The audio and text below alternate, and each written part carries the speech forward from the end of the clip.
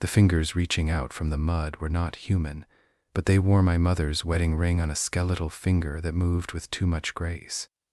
I did not have time to scream because the hand had already clamped around my wrist like a vice of cold iron.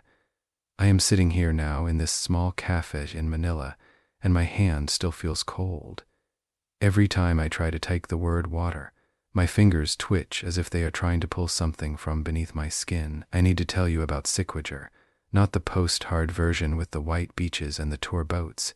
I mean the real one. The one the locals only whisper about when the sun starts to dip behind the palm trees. I went there as a journalist. My beat was folklore, specifically the intersection of traditional healing and modern rural life. I wanted to write a piece on bolo bolo. For those who don't know, it is a ritual involving blood and roots, used by local healers to cure ailments that modern medicine cannot touch. I expected to find old women in capes casting herbs into pots. What I found was something much more disciplined and terrifying. The village I stayed in was tucked away in a remote barangay where the roads turned into dirt paths of jagged stone. The locals were guarded. They didn't look at me with curiosity. They looked at me with a sort of weary pity. They saw my camera and my notebook as symbols of an intruder who didn't understand the weight of what was being guarded. The healer I met first was a woman named Marta. She lived in a house that smelled of burnt incense and old, wet wood. She knew exactly what I was looking for. When I asked about the bolo bolo rituals, she didn't smile. She simply told me that some things are not cured by the ritual, they are contained by it. I should have listened to her. Instead, I pushed. I asked why the men of the village rarely went near the northern edge of the forest during the full moon. I asked about the missing people, specifically a local man named Mateo who had vanished 3 weeks prior while searching for medicinal herbs. He was a friend of mine, a fisherman who had invited me to join him on his search. Marta's eyes grew clouded. She told me that there is a river nearby that does not appear on any map. It is the unseen river. She called it the river of the unseen, those who are not seen. I laughed then. I thought she was being poetic, trying to protect her community from an ambitious city girl with a microphone. Mateo didn't find it funny. He went out anyway. I found his tracker signal near that northern boundary. It was a steady pulse of light on my phone, growing weaker as I hiked deeper into the brush. The foliage grew thick, and the birds stopped singing. It wasn't a peaceful silence. It was the kind of silence that feels heavy, like someone is holding their breath right behind your ear. When I reached the boundary, I saw him, or rather, I saw what was left of his presence. He was standing near a thicket of bamboo, his back to me. "Mateo," I called out. My voice cracked in the dry air. He didn't turn. He was staring into a space that looked like nothing but dense ferns and mud. But when I stepped closer, the air changed. It became thick with the smell of stagnant water and something metallic like old pennies or raw meat. "Mateo, it is me." He turned then, and my heart nearly stopped. His face was blank. Not expressionless like a statue, but smooth as if his features were melting into his skull. His eyes were wide, the pupils blown out until they were nothing but black voids. He wasn't looking at me. He was listening to something beneath the ground. "You have to leave," he whispered. It wasn't his voice. It sounded like the 2 stones grinding together underwater.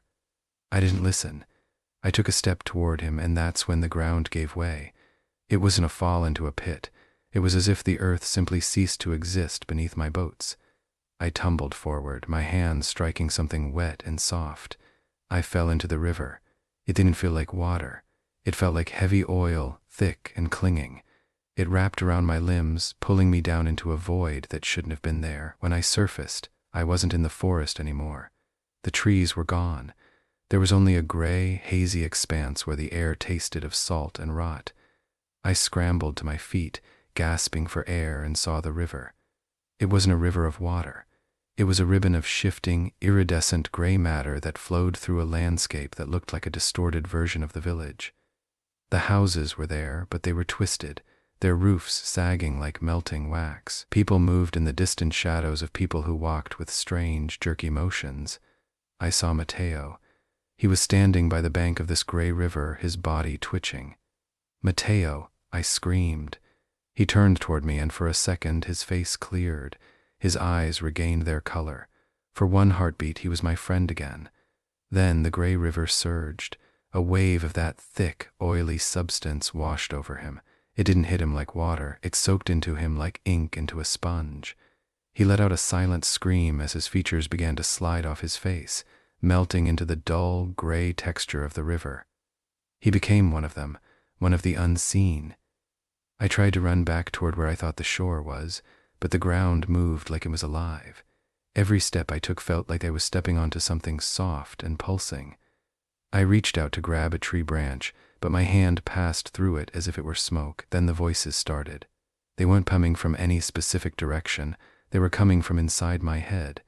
They were all the sounds of people who had been caught by the river shouts of confusion, pleas for help, and then a long, droning silence that felt like it lasted years. I realized then what Mata meant. The ritual wasn't to heal them. It was to keep their souls anchored to their bodies so they wouldn't be claimed by the water entirely. But once you touched the river, the anchor broke. I spent what felt like hours or perhaps minutes. Time had lost its meaning crawling through that gray space. The air grew colder and heavier until it was hard to breathe. Every time I moved, I heard a wet thud behind me. Something was following me. I didn't have a shape, but it left a trail of sludge in the gray mist. I saw the women from the village. They were standing on the banks of the river, holding long poles made of bone and wood.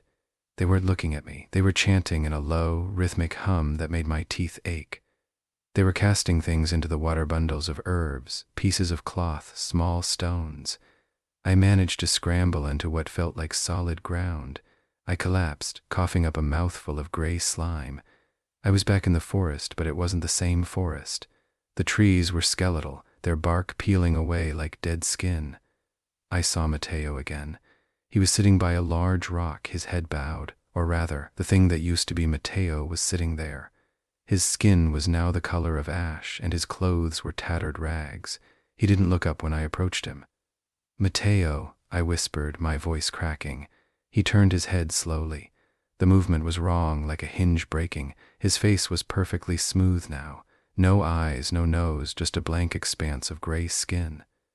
From the slit where his mouth should have been, a sound came out, a wet, bubbling noise that sounded like a name being whispered through a throat full of water. It wasn't my name. It was a word in an old language I didn't recognize. I turned and ran. I didn't look back. I didn't care where the path led. I just ran until my lungs burned and my legs felt like they were being torn from my hips. I ran until I hit the dirt road and saw the flickering lights of a villager's torch in the distance. I collapsed into their arms, shivering and covered in gray slime. They didn't ask me what happened. They just wrapped me in a heavy woolen blanket and gave me water. When I tried to explain about the river, they simply shook their heads and told me to stay inside until the sun rose. The next morning, when I was allowed to leave, no one spoke to me. They didn't want to see me again. I flew back to Manila that afternoon.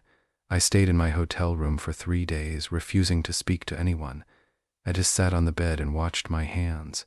Every day, a bit more of my skin would turn gray. It started at my fingertips and moved up toward my wrists. It was the rash. It was as if my cells were being replaced by something else, something older and heavier. I stopped writing for a month. I couldn't look at the camera. The footage I had captured of the river didn't show a landscape. It showed only static and a low-frequency hum that made my ears bleed.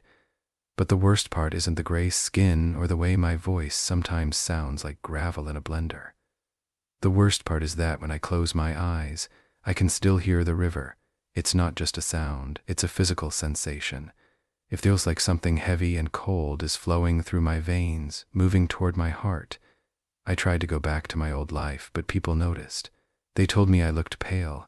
They said I seemed distant, like I wasn't quite all the way here. Sometimes, when I'm in a crowded room, I see them, the ones who didn't make it out of the river. They are standing in the corners of my vision, figures blurred and gray, waiting for me to join them. Last night, I looked in the mirror and tried to scream, but no sound came out. Instead, a bubble of gray water rose in my throat. I think the ritual didn't work on me, or maybe it worked too well. I can feel the boundary between me and the river thinning every day. The city is getting quieter. The lights are getting dimmer. And when I look at the people around me, they start to look like shadows. their faces beginning to blur into smooth, gray plains. I know what's happening now. The river isn't a place you go. It's something that follows you once you've stepped into its shadow. It's a slow-moving tide of erasure. It's taking my name, my memories, on the shape of my face. I can see it coming for my eyes next. They feel heavy, like they are filled with silt. I try to think of home, but the word is becoming harder to form in my mind. I try to remember the taste of coffee, but it tastes like salt and old dirt. You asked me why I told you this story. I'm telling you because I need someone to know that I was here. I need someone to know that I had a name once.